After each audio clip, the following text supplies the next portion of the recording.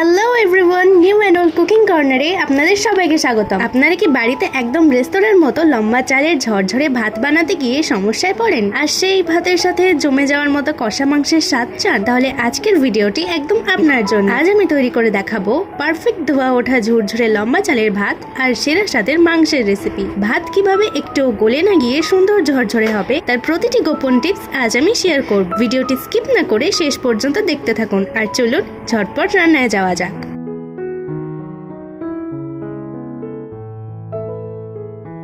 প্রথমেই আমি একটি কড়াই নিয়ে নিয়েছি, তার মধ্যে আমি দিয়ে দিয়েছিলাম জল। এবার তার মধ্যে আমি দিয়ে দিয়েছিলাম লবঙ্গ, এলাচ এবং দারচিনি। তার মধ্যে স্বাদ মতো লবণ দিয়ে আমি দিয়ে দিয়েছি আধ ঘন্টার জন্য ভিজিয়ে রাখা চাল।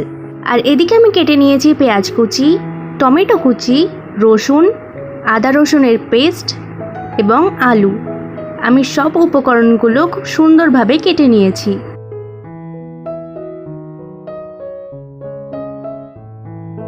আজ কিন্তু আমি কড়াইয়ের মধ্যে একবারেই সম্পূর্ণ রাইসটা রেডি করে নেব।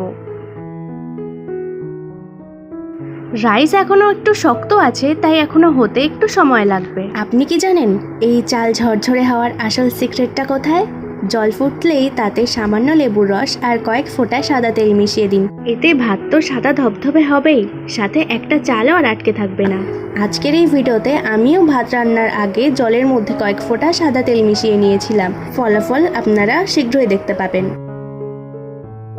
এরপর ভাতের থেকে ফ্যান ঝরিয়ে নেব। ভাত থেকে ফ্যান ঝরানো হয়ে গেলে এটা কিন্তু ঢাকবেন না, না হলে ভাত আর ঝরঝরে হবে না।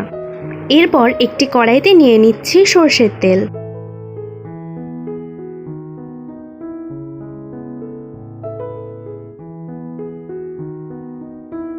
তেল গরম হয়ে এলে আলুগুলো ভেজে নেব।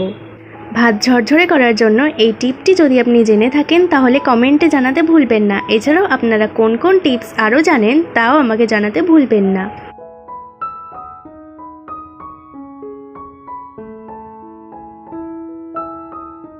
আলুগুলিকে কিন্তু একটু বেশ ভালোভাবেই উল্টে পাল্টে ভেজে নিতে হবে।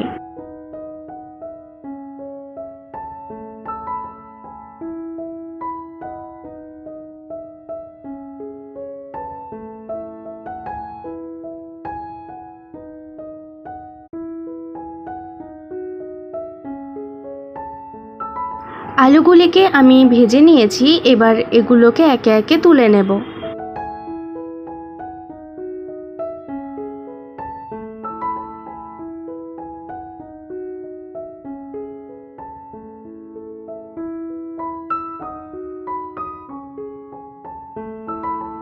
এরপর তেলের মধ্যে দিয়ে দেব তেজপাতা, তার মধ্যে দিয়ে দিচ্ছি পেঁয়াজ কুচি।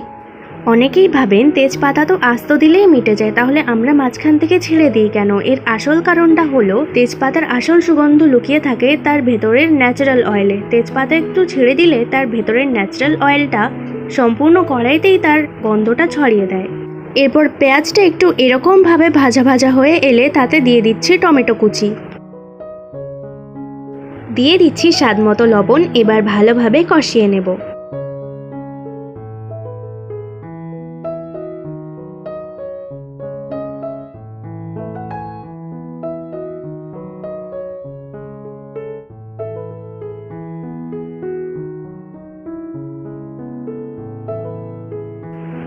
এরপর দিয়ে দিচ্ছি রসুন বাটা।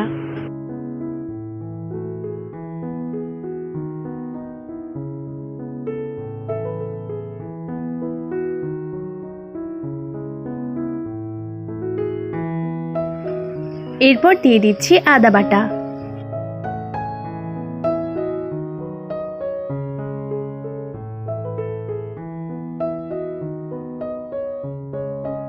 এরপর দিয়ে দিচ্ছি মশলা বাটা জল।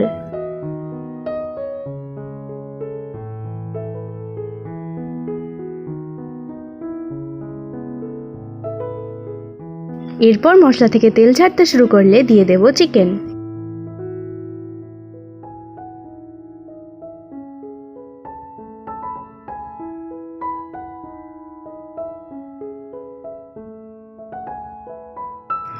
চিকেন দেওয়া হয়ে গেলে একটু নেড়ে চেড়েই তাতে দিয়ে দেব জিরে গুঁড়ো, ধনে গুঁড়ো এবং লঙ্কার গুঁড়ো।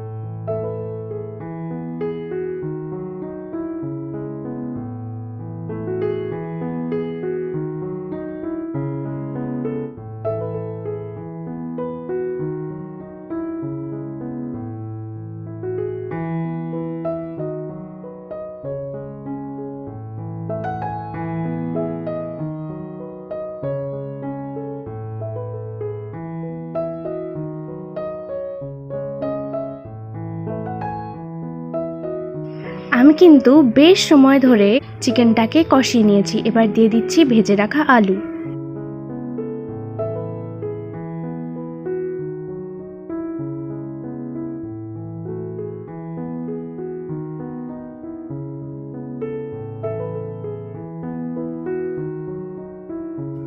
আলু এবং চিকেন ভালোভাবে কষিয়ে নিয়ে দিয়ে দেব জল।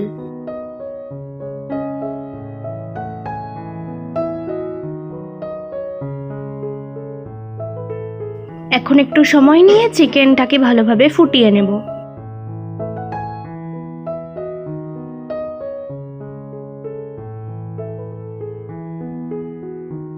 রান্নার শুরুতে আমি একটু লবণ দিয়েছিলাম, এখন আরও একটু লবণ দিয়ে দেব, এতে স্বাদটা ভালো আসবে। এবার শেষ পর্যায়ে দিয়ে দিচ্ছি গরম মশলা গুঁড়ো।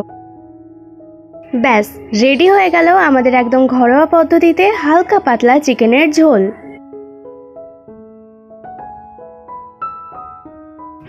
এখন পরিবেশন করুন ঝরঝরে লম্বা চালের ধোয়া ওঠা ভাত আর সাথে হালকা পাতলা ঘরোয়া পদ্ধতিতে তৈরি চিকেনের ঝোল। আজকের রেসিপি আপনাদের কেমন লেগেছে কমেন্ট করে জানাতে ভুলবেন না। ভিডিওটি ভালো লেগে থাকলে লাইক এবং শেয়ার করতেও ভুলবেন না।